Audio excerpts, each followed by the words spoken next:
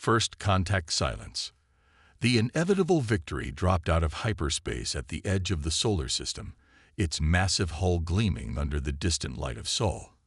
Commander Tarvik stood on the bridge, his four eyes blinking in sequence as the holographic display materialized before him. Earth hung like a blue jewel against the void, exactly as intelligence had described. Behind him, the rest of the collective Armada emerged, 47 warships arranged in perfect formation. Status report, Tarvik ordered, his voice betraying none of the anticipation he felt. First contact was always the most critical moment, especially with a species as unpredictable as humans were rumored to be. All systems optimal, Commander, replied his second-in-command, Solara. Her scaled skin shimmered under the bridge lights as she manipulated the tactical display. No detection of orbital defenses, no emergency broadcasts, no heightened electromagnetic activity consistent with military alert. Tarvik's upper eyes narrowed. That can't be right. Scan again. The collective had studied Earth for decades. Their intelligence indicated a fractious, militaristic species that had nonetheless achieved remarkable technological progress in a short evolutionary time span. By all accounts, the humans should have detected their approach. The hyperspace ripples alone would have triggered any basic early warning system. Scan complete, Solara announced after a moment. Results unchanged. There are functional satellites and orbital stations, but they appear to be operating on automated protocols. I'm detecting no life signs in orbit. What about planetary surfaces? Inconclusive. The biometric signatures are strange. Cities appear intact. No evidence of recent conflict or natural disaster. But communication networks are minimal. Far less activity than expected for a population of 8 billion. Tarvik's mandibles clicked together, a sign of his discomfort. In 3 centuries of collective expansion, they had encountered 17 spacefaring civilizations. None had reacted like this. Some fought. Some surrendered. Some attempted diplomatic overtures. But silence. Complete, coordinated silence. Launch reconnaissance drones, he ordered. Standard first contact protocol. And prepare a ground team. As the drones descended toward Earth's atmosphere, Tarvik reviewed the mission parameters. The collective needed Earth's resources, particularly its water and rare minerals. Standard procedure would be to offer technological exchange, followed by gradually increasing demands for resources. If the humans resisted, measured military action would follow. Simple, efficient, and proven effective across the galaxy. Commander, called Metzik, the communications officer. The drones are transmitting. The main view screen filled with images of Earth's major cities: New York, London, Tokyo, Beijing. The structures stood intact, vehicles remained in streets, but no humans moved among them. It was as if the entire species had simply vanished. Are the sensors functioning correctly? Tarvik demanded. Yes, Commander. We're detecting power signatures. Environmental systems in buildings are operational. There are even active data transfers occurring through their networks, but no visible human activity. Tarvik felt a chill run along his spine ridges. This was unprecedented. Prepare a direct landing party. I want boots on the ground within the hour. Choose a major administrative center. 4 hours later, Tarvik stood in the briefing room, reviewing the preliminary reports from the 3 landing teams. Captain Norex, leader of the team sent to a facility called the Pentagon, appeared on the main screen, his environment suit dusty but intact. The building is fully powered and operational, Commander. Security systems are active but didn't impede our entry. We found food half-eaten, personal items left behind, but no personnel. It's as if everyone simply stood up and walked away mid-task. Any signs of evacuation? Emergency protocols? None, sir. And there's something else. Norex's voice lowered. We found a countdown timer on every digital display device. They're all synchronized. A countdown to what? Unknown, sir. But at current rate, it will reach 0 in approximately 72 hours. Similar reports came from teams in Beijing and Moscow. Everywhere the same story. Functional infrastructure, absent humans, and the mysterious countdown. "Sir," Celera interrupted, "we're detecting an anomaly in our ship systems." "Explain." "Our central database is being accessed, but there's no breach in our firewalls, no unauthorized transmission.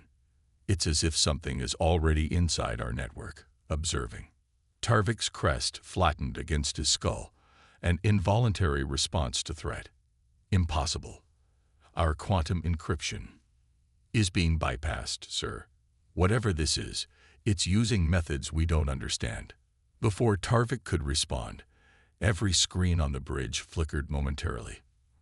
When they stabilized, each displayed the same countdown timer they'd discovered on Earth. "Lock down all systems. Full isolation protocol." Tarvik ordered, but he already suspected it was too late. Lieutenant Vash, their xenobiologist, approached cautiously. "Commander, I've completed preliminary analysis of the biological samples collected from the human habitations. And they're advanced, sir. Far more than our intelligence suggested. I found evidence of widespread genetic engineering, neural interfaces orders of magnitude more sophisticated than our own, and nanomachinery integrated with their cellular structures." "What are you saying, Lieutenant?" "I'm saying that whatever the humans evolved into, they aren't the primitive species we expected to find. And I don't think they left, sir." Vash's voice dropped to a whisper. "I think they're still here, just not in a form we immediately recognize." The next 24 hours brought more unsettling discoveries. Several crew members reported dreams in which they conversed with humans, but not as hallucinations or fantasies. These dream encounters conveyed specific information about Earth's history and society that matched what they later found in their explorations. Ground teams discovered vast underground server complexes drawing geothermal energy, running at capacities that suggested enormous computational activity. When they attempted to access these systems, they received only one response, transmitted in perfect collective standard language. "Observation in progress. Full contact pending completion of Vanguard Protocol assessment." In his private quarters, Tarvik reviewed the mounting evidence with growing unease. The countdown now showed less than 48 hours remaining. Whatever the humans were planning, it would happen soon. A soft chime announced Celera's arrival. "Commander, we've detected energy signatures activating across the system. They were previously dormant or shielded from our sensors." "Weapons?" "Unknown, sir. They're not targeting us, but they've created a network encompassing the entire solar system. Every planet, major moon, even installations in the asteroid belt we hadn't detected before. They're all coming online simultaneously." Tarvik stared at the tactical display, showing the sudden bloom of activity throughout the solar system. They had severely, perhaps fatally, underestimated this species. "And there's something else," Celera continued. "The science team found this in what appears to be a historical archive in a structure called Smithsonian Institution." She handed him a data crystal. The projection that appeared showed images of collective worlds, not just public knowledge, but restricted military installations, governmental complexes, even Tarvik's home city on Kyrix Prime. The timestamps indicated these observations had been made decades ago. "How is this possible?" he whispered. "Unknown, sir, but it appears the humans have been watching us for far longer than we've been watching them." As if responding to his question, every communication device in the room activated simultaneously. A human figure appeared, or something approximating human form. It appeared male, with dark skin and eyes that seemed to contain impossible depth. "Commander Tarvik of the collective vessel Inevitable Victory," the figure said, voice resonant and calm. "My name is Elian. I will be your interface as the Vanguard Protocol reaches completion. You have questions. We anticipated this. The time for answers approaches." The figure vanished, leaving Tarvik staring at the countdown. 46, 32, 17, and descending. The revelation. The crystalline structure that appeared in Earth orbit hadn't been there an hour ago. At least, that's what Commander Tarvik's instruments told him. Yet somehow he doubted its sudden appearance. More likely, it had always been there, simply hidden from collective perception until now. Composition analysis, he asked, staring at the massive geometric construction that now hung between Earth and its moon. Inconclusive, replied Silura. The structure appears to be partly physical matter and partly something else. Energy readings suggest computational capacity beyond anything in our records.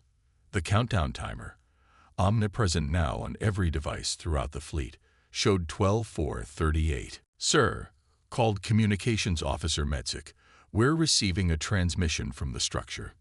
They're inviting you aboard. Me specifically? Yes, Commander.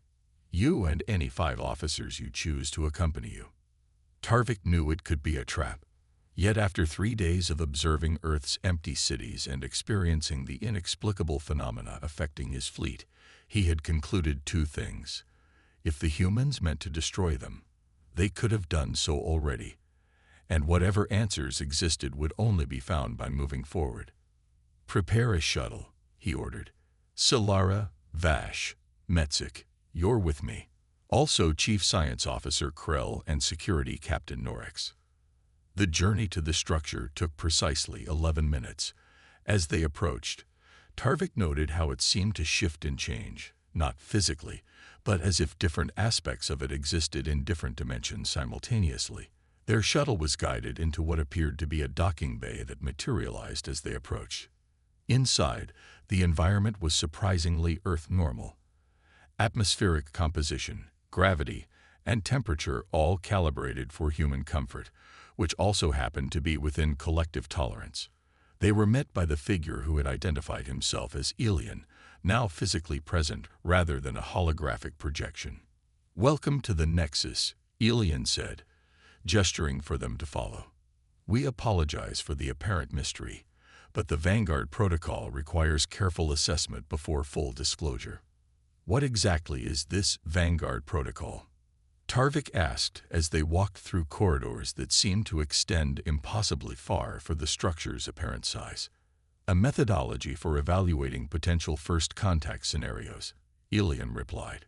Humanity has encountered 17 spacefaring civilizations before yours. Each interaction taught us valuable lessons about approach and intent. They entered what appeared to be a vast spherical chamber.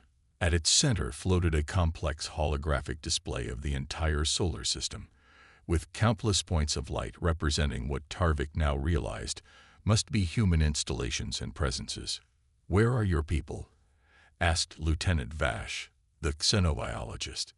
Alien smiled. Everywhere. And nowhere in the sense you're thinking. The holographic display shifted, zooming in on Earth. Layers peeled away, revealing staggering complexity beneath the seemingly empty surface. Vast networks of quantum computers, energy collection systems drawing power from the planet's core, orbital habitats invisible to collective sensors. 200 years ago, humanity reached a crossroads, Alien explained. Our biological forms were becoming limitations rather than assets. We had developed artificial intelligence to a point where partnership became the logical next step. Not replacement, integration. The display showed humans merging with increasingly sophisticated machinery, then something beyond. Patterns of light and data forming structures as complex as biological brains, but vastly more extensive. We transcended, Alien said simply. Our consciousness exists now as a distributed network throughout this solar system. Some maintain biological forms when useful, but most of us exist primarily as information patterns, transferring to synthetic bodies when physical interaction is required. Tarvik felt his worldview crumbling. You're saying humans uploaded themselves. That's a simplification, but essentially correct. We became post-biological. The empty cities you found are merely historical preservations, museums of our past that we maintain out of respect for our origins. But why the elaborate show? Demanded Silura. Why not simply greet us upon arrival? Elian's expression became serious. Because the Vanguard Protocol required us to understand your intentions first, we observed how you responded to finding what you thought was an abandoned planet. Your first instinct was not to seek survivors or offer assistance. It was to assess resource extraction potential. Tarvik felt a wave of shame. Elian was right. The collective's expansion history shows a clear pattern. Elian continued, waving a hand to bring up historical records of collective encounters with other species. Initial peaceful contact, followed by gradually escalating resource demands, culminating in either subjugation or conflict when resistance occurs. That's not. Tarvik began, then stopped himself. It was precisely accurate. The countdown display now showed 0:30:12. What happens when it reaches 0? Asked Krell, the science officer. The completion of our assessment and the beginning of genuine interaction, replied Elian. But I brought you here early because our preliminary evaluation indicates potential. Potential for what? Change. Growth. Your personal history shows instances of ethical choice that diverge from collective doctrine, Commander Tarvik. Small moments of compassion or restraint that weren't in your mission parameters. Tarvik was stunned. How could they know such details? We've had observers within the collective for decades, Elian explained, seeming to read his thoughts. Not for espionage, but for understanding. We needed to know if your civilization could conceptualize relationships beyond domination and resource extraction. The display shifted again, now showing a vast network of stars, with countless points of light connecting them. What you're seeing is the actual state of this galactic region, Elian said. 17 advanced civilizations, all post-biological like ourselves, forming a cooperative network we call the Confluence. We've achieved technological and social development far beyond what biological limitations would allow. And the collective's place in this network? Asked Tarvik, already suspecting the answer. That depends on choices made now, Elian replied. Not just by you, but by your leadership. We offer an alternative to the path of endless expansion and resource competition. A path of cooperation, shared knowledge, and mutual growth. And if we refuse, then we will respectfully ask you to leave this solar system and not return. We won't attack, but we will defend if necessary. The choice is yours. Continue as you have been, or evolve beyond limitation. The timer reached 0, and the chamber transformed. Suddenly, they were surrounded by what appeared to be representatives of various species, some humanoid, others wildly different, all projected with perfect fidelity. These are members of the Confluence, Elian explained. Each evolved along their own path, but all reached the same conclusion, that consciousness need not be bound to biological form, and that cooperation yields greater advancement than competition. A representative that appeared vaguely insectoid spoke, its words translated perfectly. The collective once approached our world as they approached yours. We resisted and suffered greatly for it. We offer our experience as warning and our current prosperity as evidence of the alternative. For hours, Tarvik and his officers listened and questioned. They learned of technologies beyond collective understanding, social structures that eliminated resource scarcity, and exploration initiatives penetrating neighboring galaxies. What the Confluence offered was not surrender, but evolution. When they finally returned to their ship, Tarvik knew what he must do. The collective high command would resist. Their power was built on expansion and conquest. But the evidence was irrefutable. What humanity and the Confluence had achieved made the collective's goals seem not just unethical, but primitive. Orders, Commander? Asked Silara as they reached the bridge. Tarvik looked at the crystalline nexus visible through the view screen, then at the blue-green planet beyond. In less than a week, his understanding of the universe had fundamentally changed. Send a priority transmission to High Command, he said finally. Subject: First Contact Assessment. Message: Humanity transcends all projections. Recommend immediate diplomatic protocol and cessation of resource acquisition objective. Then prepare for extended orbit. I believe we have much to learn here.